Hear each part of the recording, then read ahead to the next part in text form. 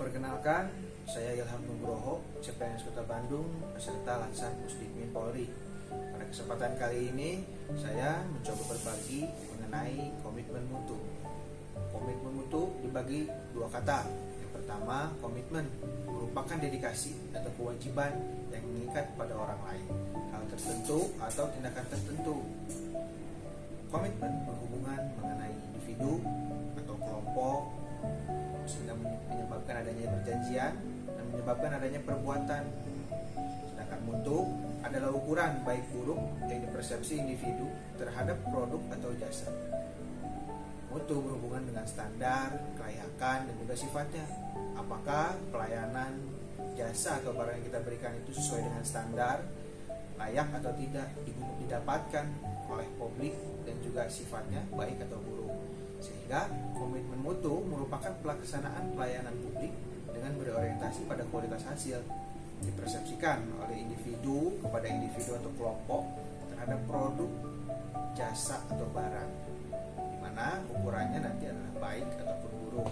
Ada 3 fungsi ASN. Yang pertama, sebagai pelaksana kebijakan publik, di mana kebijakan-kebijakan yang akan dibuat dan akan disahkan adalah kebijakan-kebijakan yang harus memang mendukung kepada rakyat, kepada masyarakat. Yang kedua, ada sebagai pelayan publik, di mana tadi hubungannya erat dengan komitmen mutu, di mana pelayanan yang diberikan kepada publik harus mudah diakses, harus puas terhadap publik.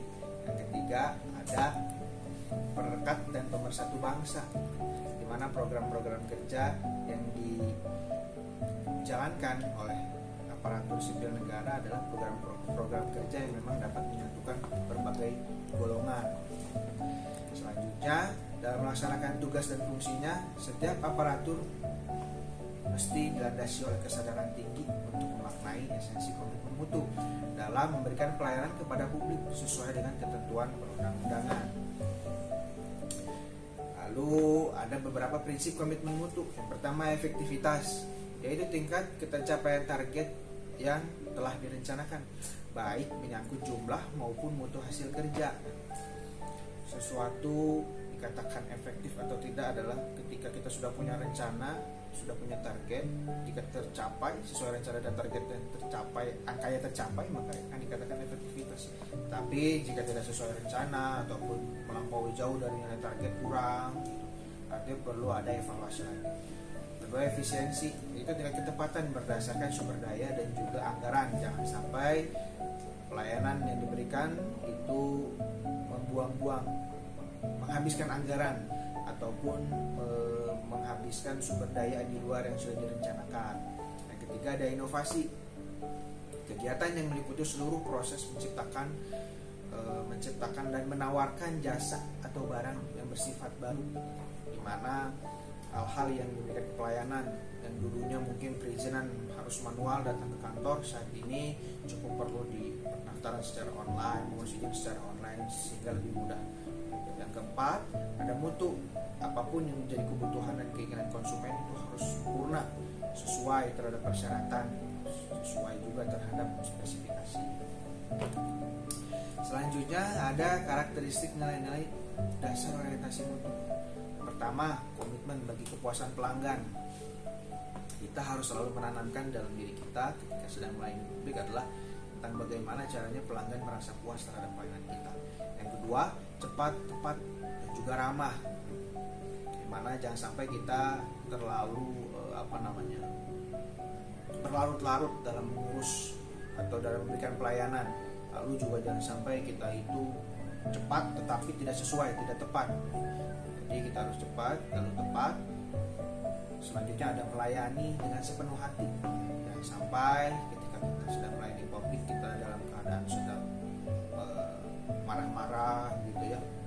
Yang keempat, melindungi dan mengayomi. Banyak sekali masalah-masalah prosedur yang belum dipahami oleh masyarakat, sehingga kita harus keramahan saat sedang sedang memberitahu terkait dengan prosedur tersebut. Selanjutnya ada pemecahan masalah dan pengambilan keputusan secara ilmiah dan inovatif, di mana ketika ada suatu masalah yang beredar, kita harus mengambil keputusannya itu berdasarkan teori-teori dan juga berdasarkan perkembangan zaman yang ada pada saat itu. Selanjutnya, perbaikan secara berkelanjutan, upaya perbaikan atas cara kerja atau pelayanan yang diberikan. Harus ada monitoring lebih lanjut terkait dengan program-program kerja kita. Aktualisasi nilai-nilai dasar komitmen mutu dalam pelaksanaan tugas aparatur akan mendorong terciptanya iklim atau budaya kerja yang unggul dan dapat menumbuhkan keberanian untuk menampilkan kreativitas dan inovasi. Dengan demikian, pergeseran orientasi kerja diharapkan dapat memotivasi aparatur untuk mengubah perilaku dan memunculkan mindset baru menuju pelayanan publik yang bermutu. Sekian, terima kasih.